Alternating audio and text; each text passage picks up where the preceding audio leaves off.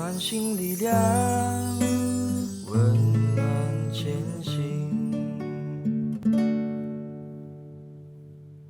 Hello, everybody, and welcome to Soothing Moments.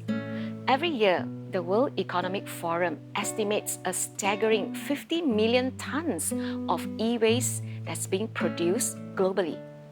Out of this figure, only 20% are recycled. So, what happened to the rest? Most of them are dumped in landfills, while some are sent to the incinerator. Now, e-waste contains a whole range of materials, ranging from precious materials like gold, silver, and copper, to some that are really harmful for our bodies, such as lead, arsenic, and mercury. Now, the problem is exacerbated by the fact that consumers are increasing in their demands for more powerful and sleeker computer models, and also by the company's ever-growing demand for higher sales and profits. So, when our computer is not working so well or when it slows down, does it mean we have to throw it away? Today, we have a very special guest who realized that there are many underprivileged children who could not afford to have a computer. So what did he do? He resurrected all these old computers and sent them to these underprivileged families. So let us welcome our guest today, Mr. Benjamin Chong. Hello, Benjamin. Oh, can I call you Ben? Definitely. Now, I understand that you have an interest in computers since a very young age. How old was that? 7 7. years old. Oh, that's really young. Yeah. Not many kids are interested in computers at such a young age. So tell us why. Well, I was very fortunate that Uh-huh. when I was 7, my dad enrolled me into the computer class in school. At the computer class, the first thing you do is the teacher will teach you how to use a computer. Right. And you'll get some assignments. But for me, the strategy was to finish my work as soon as possible, so I have the remaining time to play games. So the motivation actually was playing games. Yes, that's what kids really want. At the end of the day, play computer games. Then how did it go on from there? From playing games, going to computer classes, and then? Personally, I'm a very curious person. So, as far as I can remember, Right. I've always had this curious mind. I like to know how things actually work from the inside. So, I remember I had toys. Okay, that I would play for a day or two. Right. I would get bored because I'm very curious how the toy actually works. So I would start taking them apart. I would get my dad's screwdriver, and I would start dismantling all my toys, to see what's actually inside, and actually what's making the toy run, what's Right. making it lighting up. So So with we that just curious, put them apart. yes, I've always had that curious nature. Well, there's one story where I almost got myself killed. What happened was we had an old fan, Right. okay, and I remember that the fan stopped working. So, being too overconfident, thinking I could actually fix anything, I decided to try and fix the fan. Right. How old were you then? I think it was between like 7, 8, or 9. So I did not realize at that point of time the switch was not turned off because the fan just suddenly stopped working. Okay. So and I thought, why not try and fix it, So I started taking it apart with it still plugged in. Oh, So boy. yeah, I got myself electrocuted. Wow. So it scared my mom. Fortunately, she was actually next to me in the same room. Right. So yeah, then what happened? my mom saved me. I think she pushed me away or dragged me away. My only memory of it was I remember being paralyzed for about half a day. Paralyzed from? Paralyzed is like I was like stone stunned. I see. Yeah. But did that deter you or stop you from trying again the next time? Well, I became very, very much more careful when That's I played right. with anything that is Because running the on first step electricity. already, right? So anything that is running on electricity, I'm very careful. From 7 to 16, yeah, you didn't have the computer. And your dad knew very much that you had passion and perhaps talent in computing. But he just could not afford to buy you a computer. No. But your teacher, you mentioned, yeah, was very supportive. My computer teacher was very close to me.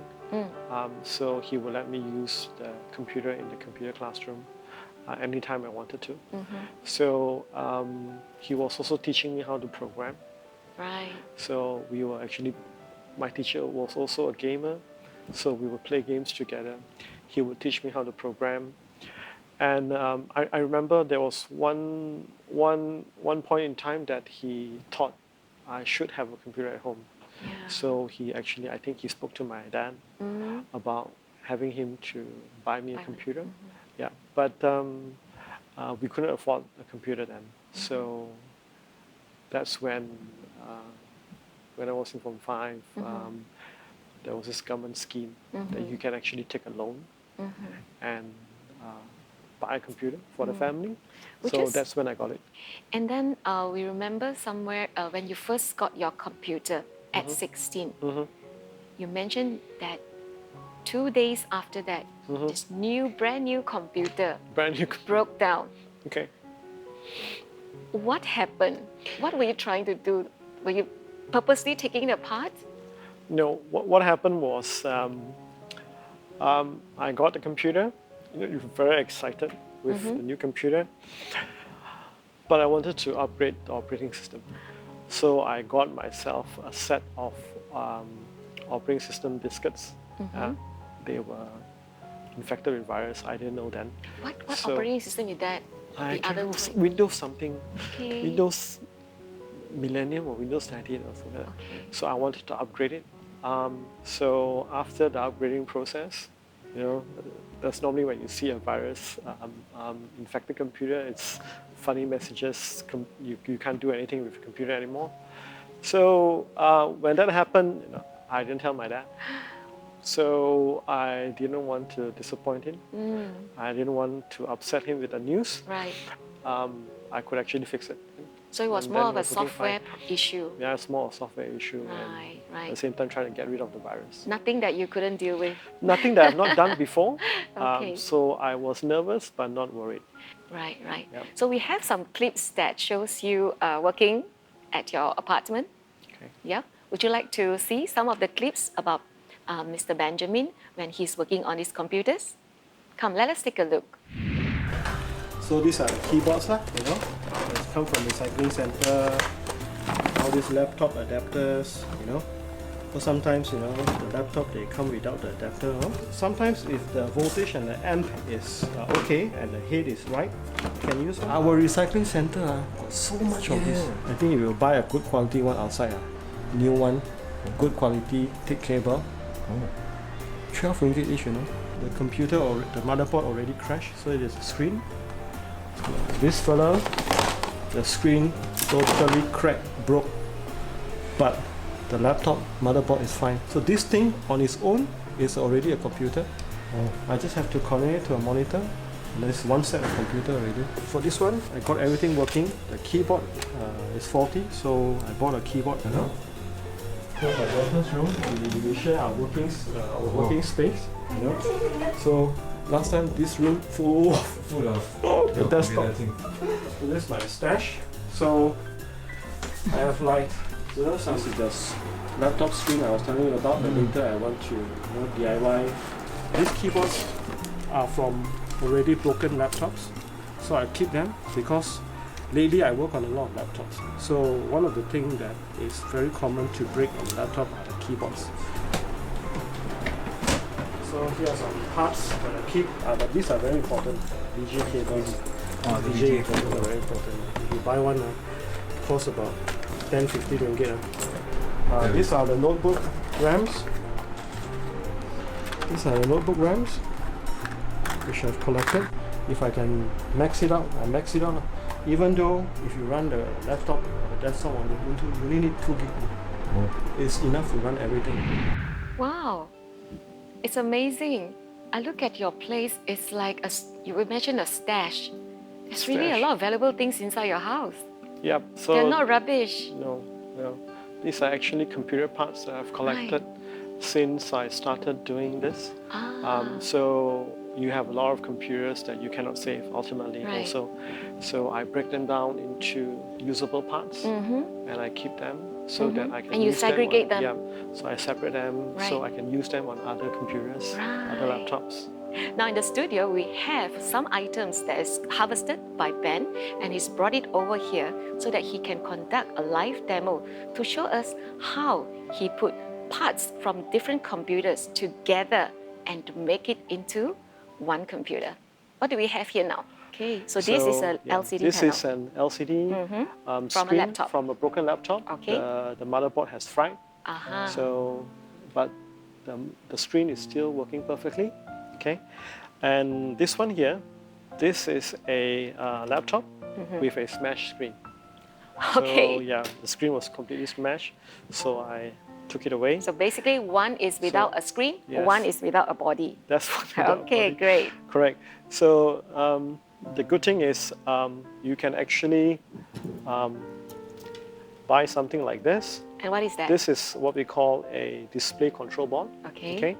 This together with this screen becomes a fully functional computer monitor. I see. Yeah. So you buy the control panel separately, Yeah, you And- bought it separately. connect it to the LCD panel. LCD panel. Okay. And then this is now a fully functional computer monitor. All right. Yeah. Shall we have a go? So let's get it connected. Mm-hmm. So that's the monitor. Turning it on. So this is the I can Linux see. operating system that I've installed. Ah.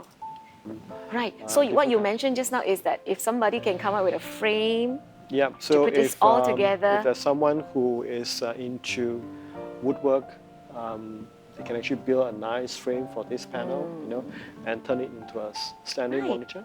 So Exactly. then you can actually use it, this monitor, you can use it on a desktop or that's amazing. on this broken Okay. Hey, it started half a up. laptop. Yep. If not, this would have ended up in the landfill Mm, or in the dump most site. probably Yeah. you will go to a very specific recycler Oh. who appreciates this. Yeah, I don't think this, currently I believe a lot of the old computers that go to recycling centers, some of them I don't think they go to landfills anymore because they are local recyclers that appreciate Right. this. And the they actually LCD. they will buy all these broken laptops and broken computers from our recycling centers, Right. you know, and they will This is do what they really need to do. exciting to know. This option is really exciting. It really can help reduce the waste and also benefit other people at the same time. Shall we now move on to watch a video where Ben goes to a recycling point and then sends a computer to a care recipient's family?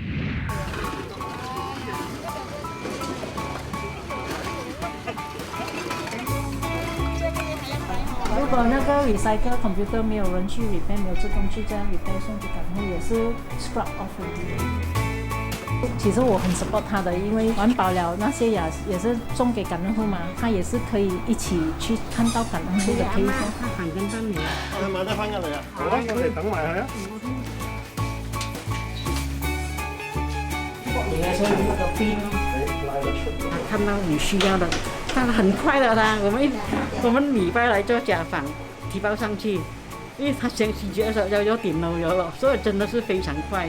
所以電腦咧就兩條電線咯，我呢邊一條，個盒一條咯。Most people sometimes they get，哎呀，computer cannot turn on，壞了丟了。school 哦，你用這個是用 power 的。他看到一些孩子這個不是 Windows。讀這個時代家裡沒有電腦是很苦了的，所以他是希望說，經過自己只是這樣子修理，買一些零件配回去，就可以讓這些很需要的人，真的他們的夢寐以求到的東西。這個叫 LibreOffice，它跟這個 Microsoft Office 我最一樣。佩服我的家师兄，就是他不是 deliver 就 close case 了，他会跟那边的每一个社区的职工讲，after half year or 1 year 啊，那个电脑有什么问题 call 他，他会 cover everything 啊。遇到自己學。怎麼樣？给他电脑是要自己学吗？我不要玩 game 哦。那不要打电话啦，玩保任你来找我啦。Wow, that's wonderful, Ben. Thank you so much. Really appreciate what you've done for all these families. So, can you tell us a bit about how and when did you start to do this? Fixing computers and giving away to underprivileged families. This whole thing started 4 years ago. I remember my wife taking me to the Siji Recycling Center. Right. And there was a volunteer at the recycling center. He asked me if I could fix computers. So I said I can try. So he showed me a few stacks of old computers. And I said, okay, I'll give it a try. I was thinking, what if I started fixing these computers from the recycling center and donate them to the underprivileged families. Right. When I started getting all these computers ready, I told my wife, why don't we donate it to the Siji Care recipients? Right. Because they cannot afford to have a computer at home. So it started with one family, second family, and then that's when it started snowballing. It went on and on. Right. So I've been doing this for the past 4 years. 4 years. Yeah. And so far, how many families? Yes. So far, I've donated about 103 sets of computers Within these 4 years. in these 4 years. Wow, that works out. You were pretty busy, right? Almost 2 computers a month. Yeah, it can be time consuming, but working on this old computers is also a good distraction for me. Why do you say that? Sometimes when I get stressed with work, I go back I go and do something that I enjoy, which Right. is Fixing working computers. on the computers. I can take them apart, put them together. Right. Install a new operating system. It's amazing what you can do with the old computers. I've worked with computers that are like 15 years old, and once you get all the hardware working, once you've installed the proper operating system, at this point I'm using Ubuntu.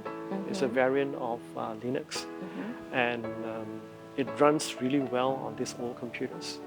It's smooth and it's fast, and I give it to the underprivileged families, Yeah. and they can actually use it to do their schoolwork, and with computer now these kids can actually learn new skills, and basically a computer is a tool. Okay, That's right. it cannot teach you new things unless you want to learn new things. It's a whole big world out there when you have access to a computer. When you have access So to that computer. probably would be the motivation for you to, would you say that is a motivation for you to do this for these underprivileged children? When I work on these computers, I always think about myself. I started playing with the computer when I was 7, but I've never had a computer at home. Right. I only had my Friends. computer, my own computer when I was 16, 17. So Right. I feel that I could have done much more even if I had my own computer. Right. So this actually motivates me Right. to keep doing it. Right. For these underprivileged To families. give this tool. To give this tool to them, and with this tool, hopefully, it will allow them to, learn new skills. Right. Right. Because it's gain new very knowledge, important. yes. Yeah. It's This, very Computer important. skills. Exactly. Right. If you see the whole world right now, it's being powered by computers, That's right. and now we are going into an era we're talking about artificial intelligence, Right. machine learning. Right. So it Right. becomes even more difficult for underprivileged families. That's right. Because there's a lot of e-learning taking place nowadays exactly. with the situation that is going on. Yeah, with the COVID situation and all that. Yeah. So, yeah, I think this pandemic is a real test to our Right. education system. So what you have done is actually also to allow them to access into online learning. So you get your sources normally from the recycle station. Well, I get some computers from recycling centers. I get some computers from my friends. And I'm also now getting computers from our volunteers. Right. Yeah, our Sochi volunteers. So you are really doing, you saving the earth and also benefiting others at the same time. It's trying to extend the life of all these old Right. computers. These old computers, even though they are old, but they are still usable and they are still functional. So it's to me it seems like a big waste to just recycle it for It's true. the metal, plastics, and Right. the precious metals. Right. So Because you never know, you're actually opening the world for Yeah. another child. to me, it is what is more important is, I guess, when I give a computer to this family, I hope it creates an opportunity for them to learn more about computing, or maybe to develop new skills. And I hope with this computer it will change their livelihood. That's right. Hopefully they get a better job, they go into a good university, Yeah.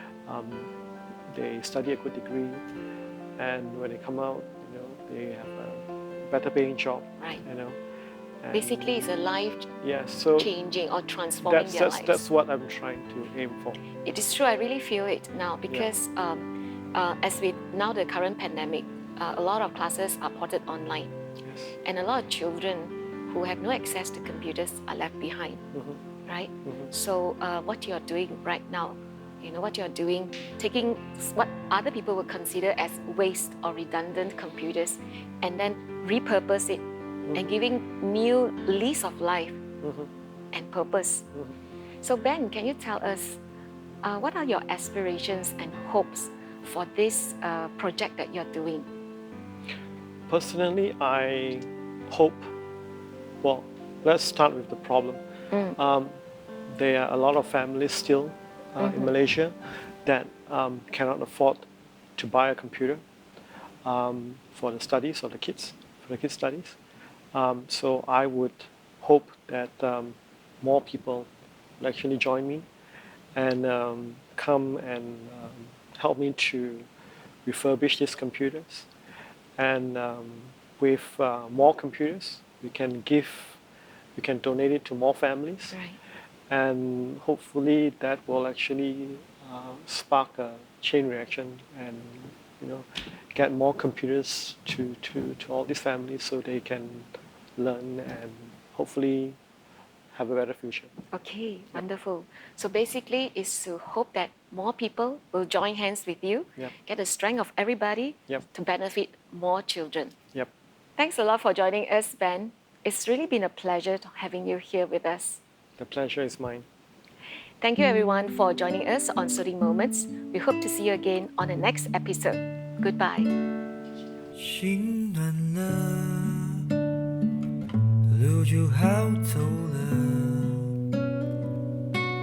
心暖了，事就不难了。暖心力量。